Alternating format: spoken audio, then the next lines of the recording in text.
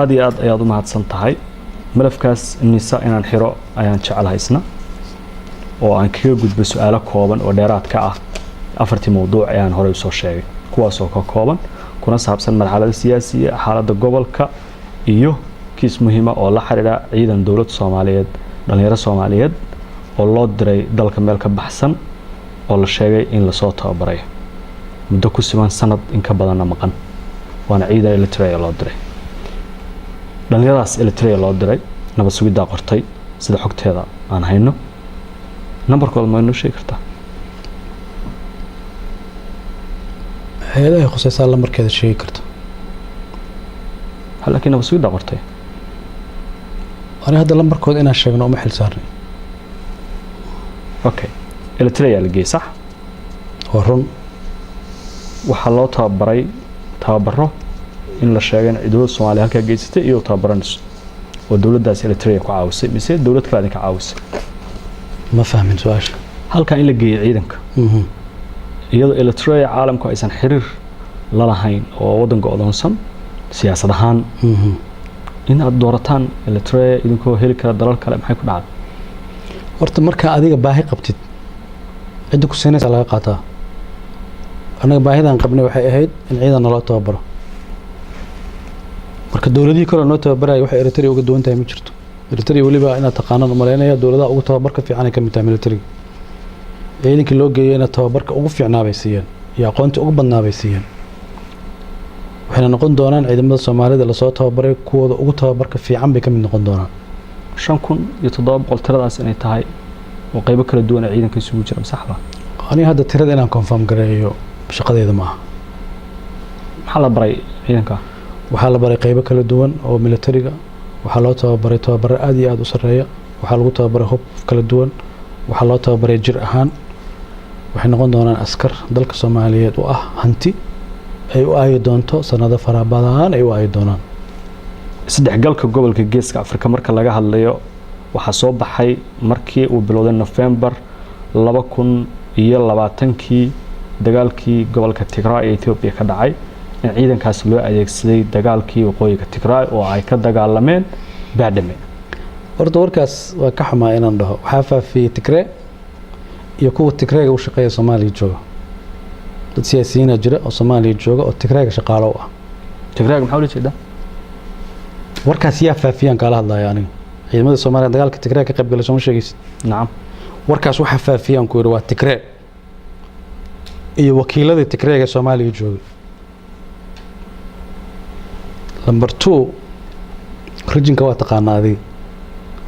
Ethiopia oo 100 milyan ah maxay uga baahan tahay ciidan oo dhowr kun oo Soomaali ah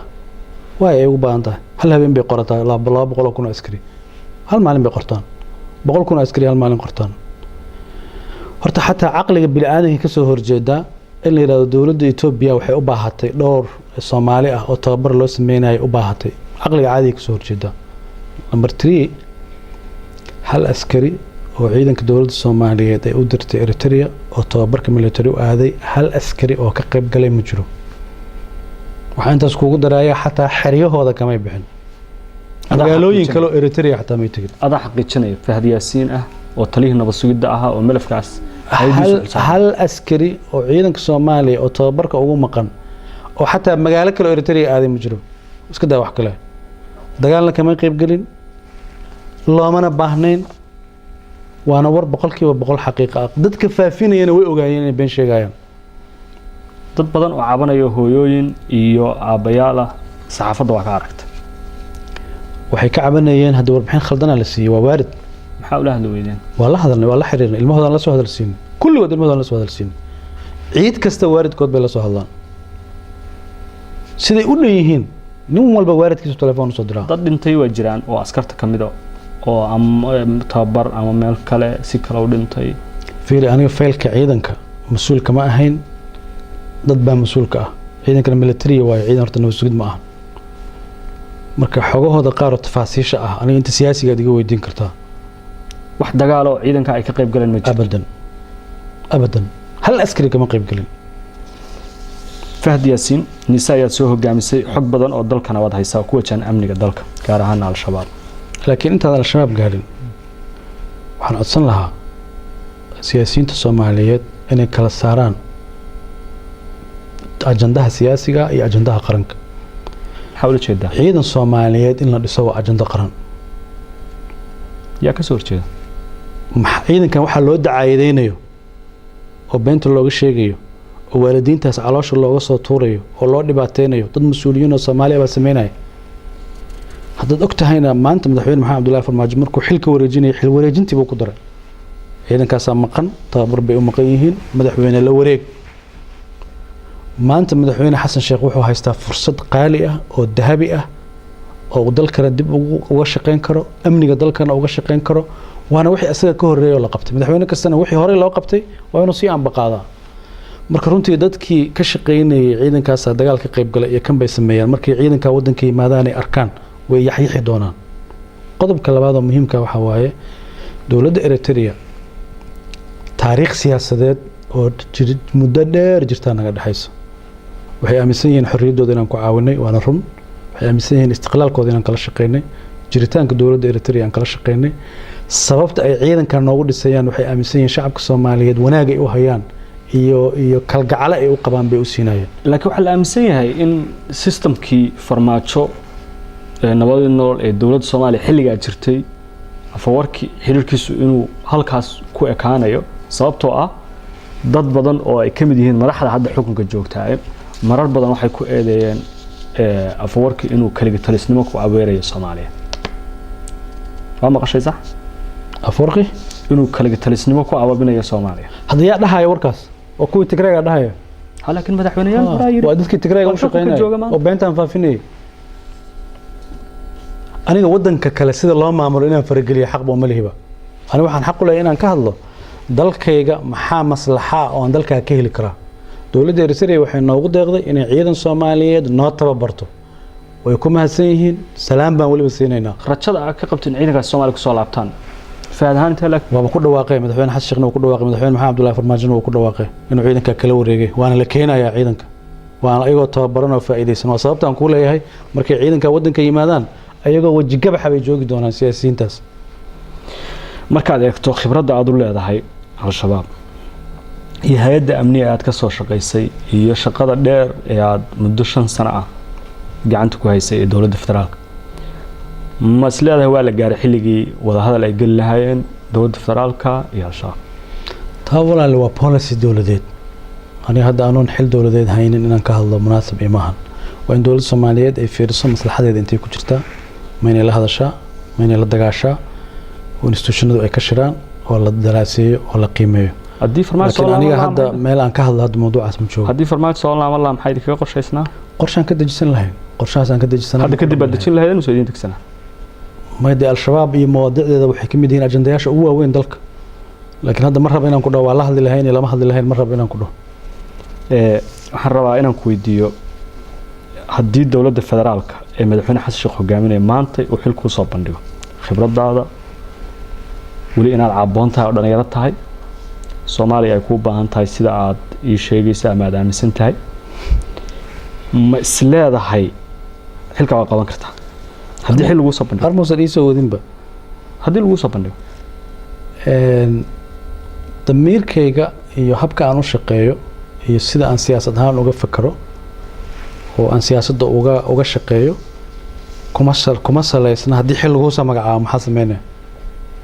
haa iyo maya saa kuma saleysna waxay ku saleysan tahay aragtida siyaasadeed ee dowladda lagu maamulayo waxaan ka aaminsanahay aragtida siyaasadeed haddaan ka aaminsanahay inaan waardiye u noqdo diyaaraan ah askari inaan inta noqdo waardiye noqdo haddii aanan ku qanacsanayna jagada ugu sareysana kama rabo tan u dhaxaysana kama rabo. marka haddaadan siyaasadda Xasan Sheekh ku shaqeynay aadan aaminsanayn waxba kama qabanaysa haddii lagu soo bandhigo xataa may dowladda hadda way cusub tahayba ma ahan dowladda inaan ku leeyahay ma aaminsaniba way cusub tahay afkaarteeda ha soo bandhigto xukuumadeeda ha dhisato systemkeeda ha samaysato ha la gaaro laakiin theory-gu ma aha xilmi lagu magacaabo mise xil lagu magacaabo theory-gu waa falsafada siyaasiga dowladda Qatar oo saameyn ku leh Soomaaliya adiga ayaa la aaminsan yahay inaad dhextaal u tahay xiriirka ay Soomaaliya la leedahay walaac ma laga qabi karaa hadda xiriirkaas inuu hoos u dhaco maadaama Fahad iyo Farmaajo ay bixeen farax hal shay iska dhaaf shakhsiyadda iska dhaaf dowladda Soomaaliyeed inay xiriir wanaagsan caalamka la samaysato maslaxadeeda ku jirto dowladda Soomaaliyeed maslaxadeeda waxay u aragtaa inay caalamka xiriir fiican la leedahay aniga hadda xil ma bahayaba in qadar xiriir fiican la samaysan in la samaysan position go'aan go gaar la ma joogo laakiin dowladda Soomaaliyeed hadda jirta waxaan aaminsanahay inay ilaalin doonto cid walba oo Soomaaliya inay xiriir fiican la yeelato dowladda qadarna xiriir lama lahayn fahad institution ma aha hay'ad ma aha qof baa hadda maxay la soo xiriirayaan dowladda Soomaaliya madax ka nothing sabab ay la soo xiriiraan ma jirto Soomaaliya shaqooyinka hay'adaha basaas ay ka qabtaan gudaha Soomaaliya inta badan dadku waxyaabo kala duwan bay dadka Soomaalidu sheegaan shaki badan ay qabaan qof kasta oo ay arkaan waxay aaminsan yihiin inuu waxyaabo kala duwan ka shaqeynayo hay'adda nabad sugidda tagtay maxaa ka runa wataan daay ku sheegay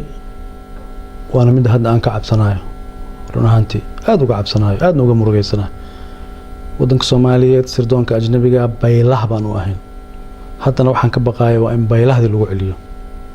macal asaf shadiid aad aan wax ma inaan kelmadda isticmaalo wadadii baylaha la qaaday aad baan uga xumaa oo jeedin dadka loo magacaabayo iyo sida lagu dhisayo baylaha ma u noqonay sirdoonka ajnabiga laakiin anagu waxaan gaarnay inaan sirteenana ilaashano institutionadeena dhisano ayagana aan ka sara marno dowladdu wax yar ay magacaabantahay waliba hay'adaha amniga waliba hay'adda nabad sugidda kaliya ay la dhisay dal hay'ad nabad sugideed baa indho u ah jiritaankeeda mas'uul u ah muuqaalkeeda u ah waxaan rabaa inaan ku weydiiyo dadka Soomaaliyeed ee caadiga anigoo kale هذا سؤال عادي من جد جورناليست dadka Soomaaliyeed shacabka Soomaaliyeed ka mid ahay dhinaca laga fi muwaadinahay maxaana ogeyn oo Soomaaliya ka socda siyaasadeeda gudaha hal iyo laba iga sheeg wax badan fargelinta inta ay la eg tahay dadka badankiis ma fahamsana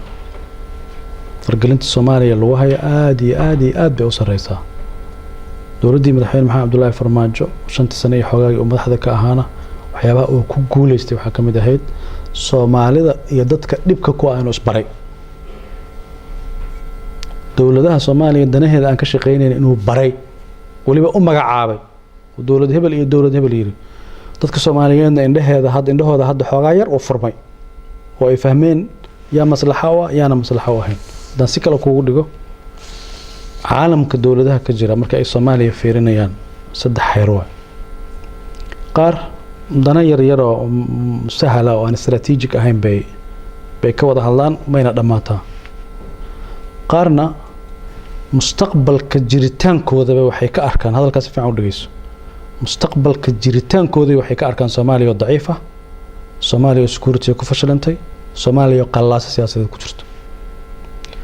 qaarna mustaqbalka dalalkooda waxay ka arkaan inay kaabayso Soomaaliya awood leh Soomaaliya degan siyaasad ahaan Soomaaliya nabad ah madaxda qaranka Soomaaliyeed marka waxa la rabaa inay kala ogaadaan waxa waaye dowladaha strategically u arka Soomaaliya inay dhisanto xoogaysato inay dantooda ku jirto kuwaas la rabaa inay kaashadaan kuwa kalena shacabka Soomaaliyeed aan feeg loo sheegin runta loo sheego magacyada dowladahaas ma jiro ma sheegi kartaa ma raba hadda inaan kala qaado dowlad hebel iyo dowlad hebel inaan kala dhaho ma jiro laakiin waxaan filayaa in haddaba dadku yaqaanaa marka intaas yiri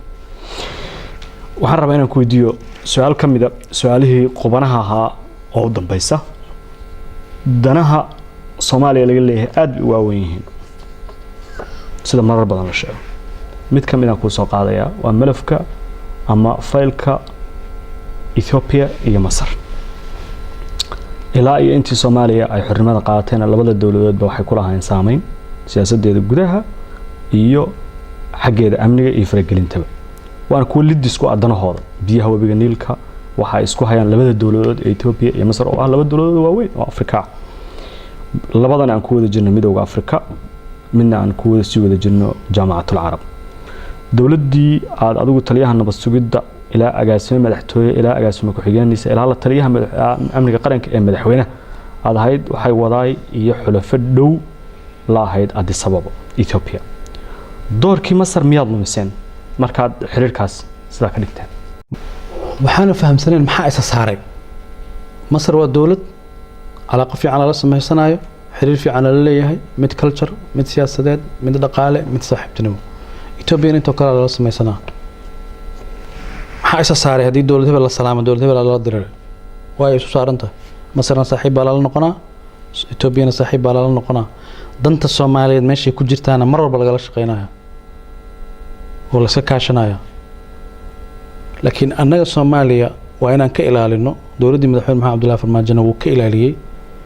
in Soomaaliya ay noqoto meel loolan banaanka imaanayo loo isticmaalo marka hadii ay jiraan dawlado iskhilaafsan ayagu hay sharaadsadaan ani tabarba uma hayba tabartaas ma wahayna inaad ku soo rarteen khilaafkaas oo gudaha keenteen midna soo dhaweysteen midna banaankiiseen khilaafka see u keenay ma Masar weyn oo 100 milyan ka badan iyo Ethiopia 100 milyan ka badan baa anaga aan isku dirnay ama anaga isu keenay see ku dhacay hadii ayaga biyo isku haystaan ayaga ka heshiiyaan aniga waxa kaliya aan dawladda Soomaaliyeed ay sameyn karto waxa waa in ay tiraahdo gacanteeda laga baxsho hawshan anaga ma dhaxgalayno markii Ethiopia Masar aan ka hadalno biyaha wabiga Niilka markii ugu dambeysay la isku hayay Soomaaliya dhexdhexaad ay qaadatay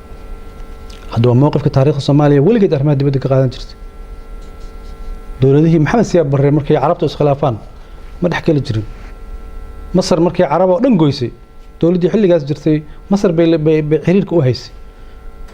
waligeed dawladda Soomaaliyeed markii dawladda iskhilaafaan ma dhaxgali jirin waxaan ku weydiinaa wixii is eriyeen ay u haysay maxaan dhaxgalnaa tahdiyaasiin aad iyo aad u mahadsan tahay waraysigaaga waxaan rabaa laba su'aalood ugu dambeeyay ku weydiiyo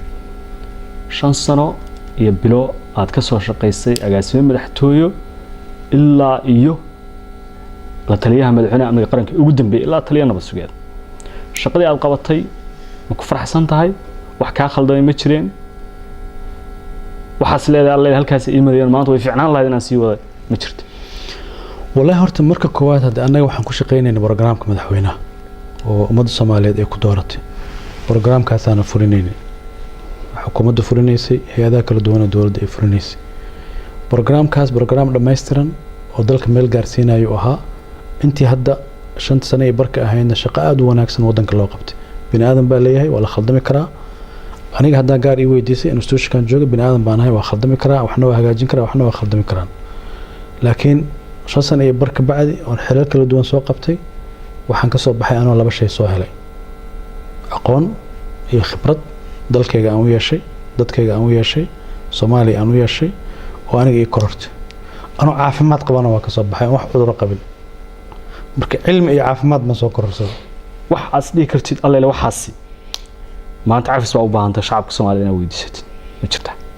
shacabka Soomaaliyeed wanaag waxaan ahayn kama shaqeynin wax ay shacabka Soomaaliyeed dambi ah oo ay haystaan ma jiraba oo ay leeyihiin maanta fa dambigaas oo galay cafis ka weydiisto mid kale aniga shaqaalaha hoosaan ba ahaba anoo agaasimo ma dhaafin horta moogta haddaan chance ku siiyo dadka Soomaaliyeed oo aad 5 sano iyo bilo aad meel kala duwan ka soo shaqaysay waxaad fariin is aragiina dambe waxa laga yaabaa inuu qaato 10 sano oo kale inaad sanad kale iska hor fariistaan fariin aad gudbin lahayd ha laba fariimood baan gudbin lahaa hay fariinta koowaad waxa waaye dadka Soomaaliyeed waa baraarugteen adowgiina iyo saaxiibkiina waa kala barteen baraarugiinaas wuxuu marqaati u noqon doonaa dib u dhiska dalka wuxuu marqaati u noqon doonaa dib u soo haynta dalka nin siyaasi ah iyo dawlad markaas jirto garaadka Soomaaliyeed maanta uu ka weynaaday garaadka Soomaaliyeed maanta wuxuu soo gaaray danahooda qaranka inay ayaga ilaashadaan waad ogtahay kiisas fara badan oo shacabku waardiyaysan jireen baa jiray oo ay u ilaashan jireen ummadda Soomaaliyeed marka fariinta koowaad waxa waaye garaadkaas abuurmay inuusan ka bixin ay dalkooda ka niyad jabin sida ay dalkooda gaar iyo waardiye uga ahaayeen oo uga sareeyeen siyaasiyiinta haddaad fahamsan tahay meeshaan u jeedo waxa waaye garaadka ummadda Soomaaliyeed wuxuu gaaray inay ayagu yihiin dadka ilaashanaya dalkooda oo siyaasina khaldi karin dareenkaas abuurmay oo saaxiib iyo cadow kala garteen danta Soomaaliyeed dadka shaqeynaya dadkan ka shaqeynayna kala garteen inay ilaashadaan horta waa number 1 qodobka labaad waxa waaye oo fursad qaali ah inaan kula dardaarmo Soomaaliya Soomaali baa leh Soomaali baa ilaashan karta Soomaali baa waardiyaysan karta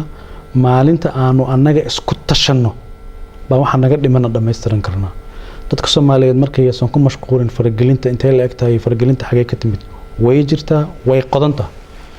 laakiin ha u tashteen ayaga wadankooda aad iyo aad ayaad u mahadsan tahay Fahdi Yaasiin waa kaaga mahadcelinayaa waraysigaaga shukran insha Allah daawadayaal gabi ahaan intaas ayaan kusoo gabagabaynaynaa waraysigii gaarka ahaa iyo xog warankii aan la yeelanay agaasimihii hore ee hay'adda nabad sugidda iyo sirdoonka qaranka ee Soomaaliya Fahdi Yaasiin Xaaji Daahir xilkii ugu dambeeyay oo hayeen oo ahaa la taliyaha amniga qaranka ee madaxweynihii hore ee Soomaaliya Maxamed Cabdullaahi Farmaajo